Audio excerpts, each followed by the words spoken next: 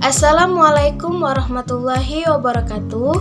Perkenalkan, nama saya Feni Parera, NIM 2019-14345 dari kelas 3M, mata kuliah perkembangan peserta didik, program studi pendidikan guru sekolah dasar, Fakultas Keguruan dan Ilmu Pendidikan Universitas PGRI Palembang, dengan dosen pengampu Ibu Astiveto Mortini, Magister Pendidikan.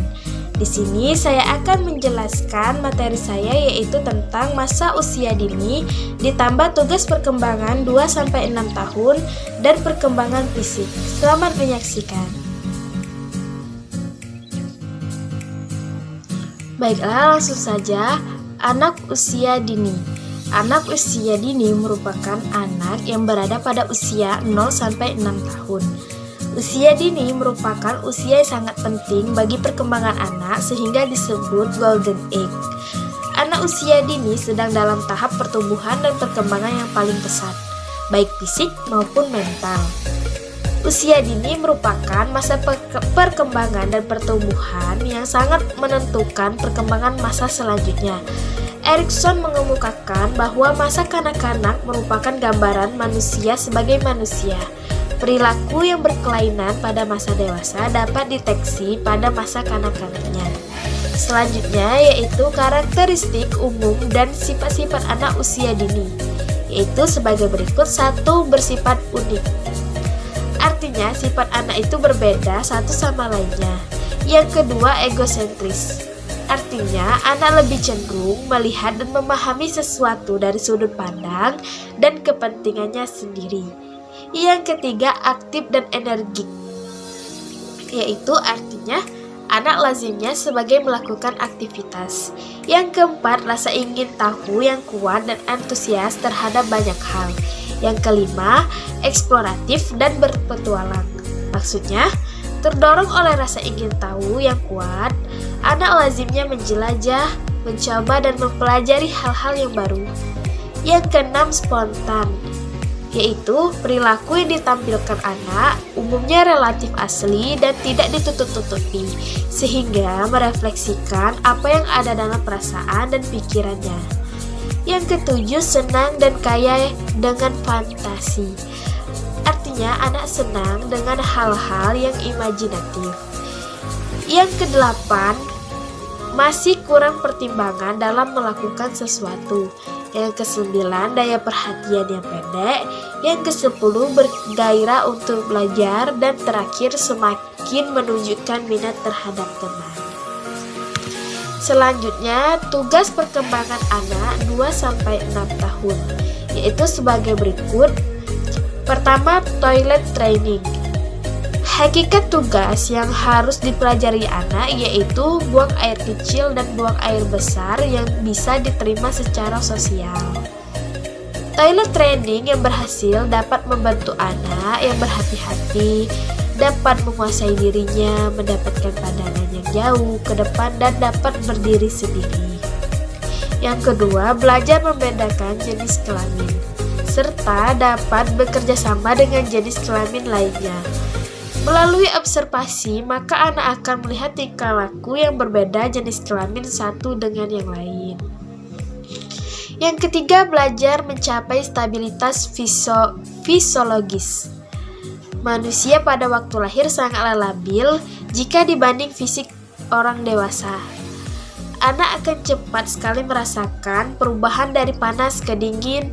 Oleh karena itu, anak harus belajar menjaga keseimbangan terhadap perubahan. Yang keempat, pembentukan konsep-konsep yang sederhana tentang realitas fisik dan sosial.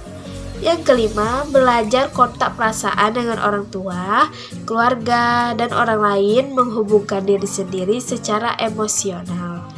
Yang keenam, belajar membedakan mana yang baik dan buruk serta mengembangkan kata hati. Selanjutnya yaitu fase perkembangan pada usia dini, yaitu bagian perkembangan fisik.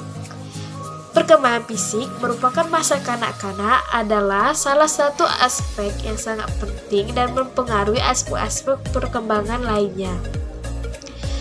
Hal yang mempengaruhi tumbuh kembang fisik antara lainnya yaitu pertama tubuh, kedua tinggi dan berat badan, yang ketiga pertumbuhan otak, dan keempat perkembangan motorik anak. Pada perkembangan motorik anak dibedakan menjadi dua, yaitu satu bruto atau kasar, yang kedua fine atau halus. Perkembangan motorik anak pada bagian bruto atau kasarnya yaitu keterampilan motorik melibatkan otot-otot yang lebih besar, termasuk lengan dan kaki. Tindakan yang membutuhkan keterampilan motorik kasar meliputi berjalan, berlari, keseimbangan, dan koordinasi. Adapun ciri-ciri motorik kasar yaitu satu, menari, menirukan gerak-gerakan binatang, pohon tertiup angin, pesawat terbang, dan sebagainya. Yang kedua, melakukan gerakan menggantung atau bergelayut. Yang ketiga, melakukan koordinasi gerakan kaki tangan kepala dalam menirukan tarian atau senam. Yang kelima, meniti balok titian. Yang keenam, keterampil menggunakan tangan kanan dan kiri. Yang ketujuh, menyimpulkan tali sepatu. Dan kedelapan, menyikat gigi tanpa bantuan. Yaitu selanjutnya, jenis motorik anak fine atau halus adalah keterampilan motorik melibatkan otot kecil di jari-jari kaki dan jari-jari tangan, mata, dan daerah lainnya. Tindakan yang memerlukan keterampilan motorik halus cenderung lebih rumit, seperti menggambar, menulis, memegang benda, melempar, melambai, dan menangkapan. Ciri-ciri motorik halus yaitu mengordinasikan jari-jari dengan mata dalam melakukan gerakan yang lebih rumit secara baik. Yang kedua, memasang dan melepaskan kancing baju. Yang ketiga, mengekspresikan diri melalui kegiatan seni berupa menggambar, melukis, dan lain-lain.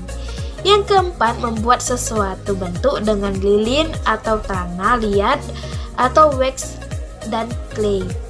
Yang kelima, menggambar atau menulis dengan rapi.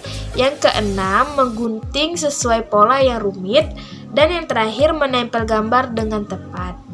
Baiklah, sekian penjelasan dari materi saya. Lebih dan kurangnya saya mohon maaf. Saya akhiri. Wassalamualaikum warahmatullahi wabarakatuh.